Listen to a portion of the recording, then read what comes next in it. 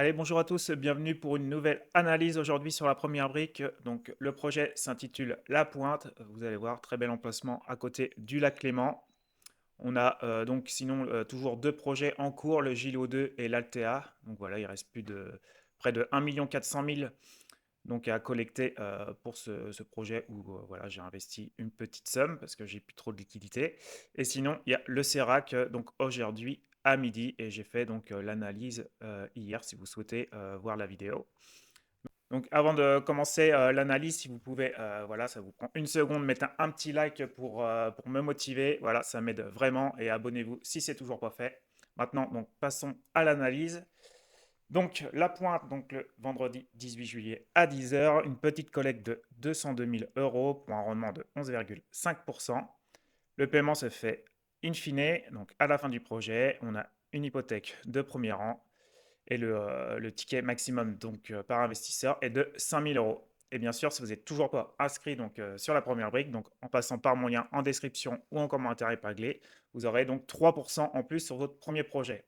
Donc profitez-en parce que 3%, voilà, c'est d'habitude c'est 1%. Donc voilà, ça vous ferait un très bon rendement de 14,5%.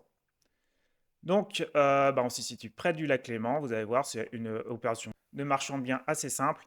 Donc, c'est l'achat d'un T3 de 60 mètres carrés et voilà, pour le rénover et le revendre après travaux. Donc, on est à Messery. Donc, on va regarder les photos. Hop, voilà. Bon, le bâtiment est plutôt joli, ancien, mais moi j'aime bien en tout cas. Donc, il y a beaucoup de travaux quand même à refaire à l'intérieur pour remettre un peu à jour. Et on va aller voir où on se situe exactement. Hop, je reviens sur la vue satellite.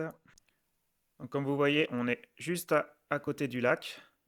Franchement, très bel emplacement. Pour ceux qui veulent travailler sur Genève ou même sur Lausanne, hein, je crois qu'il y a des navettes en bateau. Hop, on est ici dans ce bâtiment. On va aller mettre le petit bonhomme. Donc le voici, voilà, franchement, plutôt correct. Et lui là, j'ai l'air plutôt mignon en tout cas. Bon, il y a une rue passante, hein, ça va faire peut-être un peu de bruit, mais c'est un peu normal lorsqu'on habite en ville en tout cas. Donc voilà, plutôt bel emplacement, en tout cas je trouve. Ouais, enfin bref, voilà, plutôt chouette à vivre.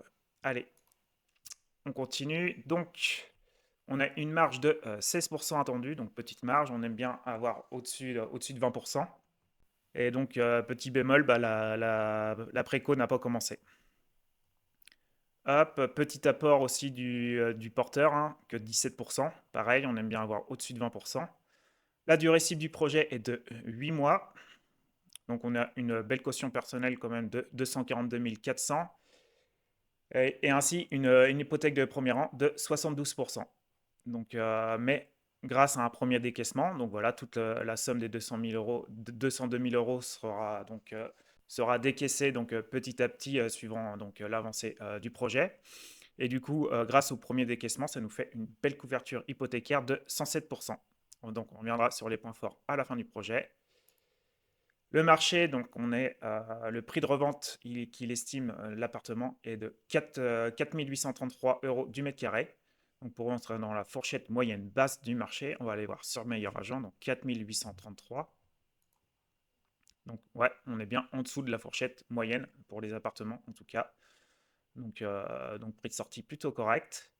Et vous voyez, en tout cas, le marché se porte plutôt très bien sur Messery là.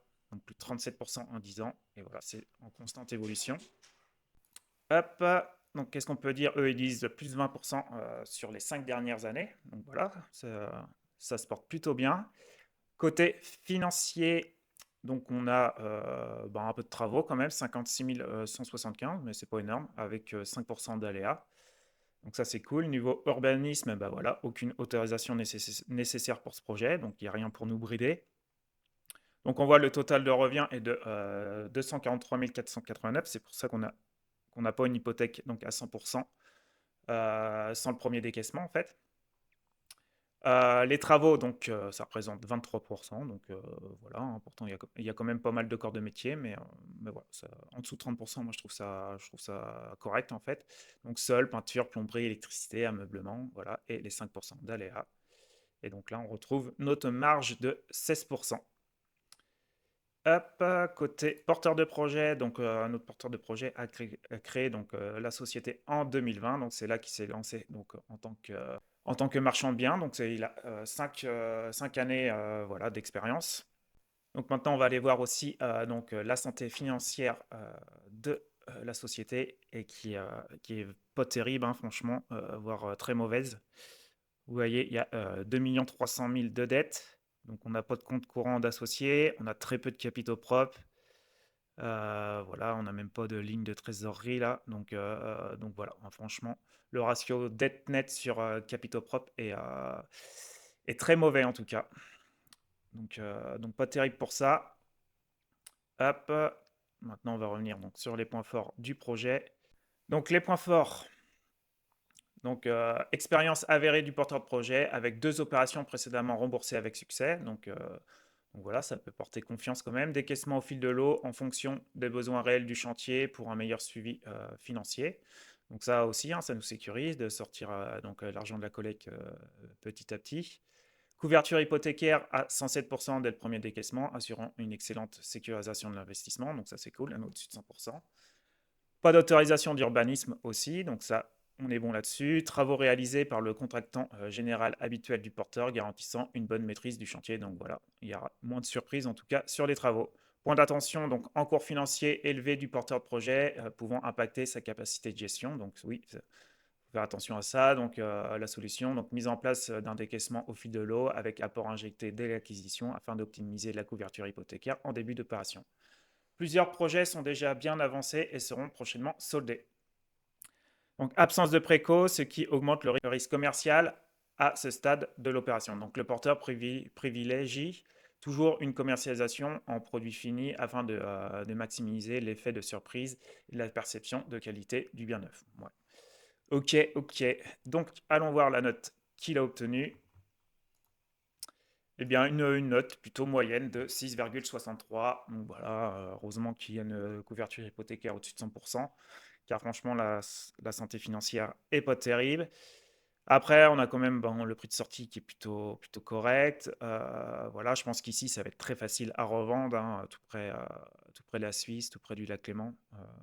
Voilà, l'emplacement, on est plutôt très bien.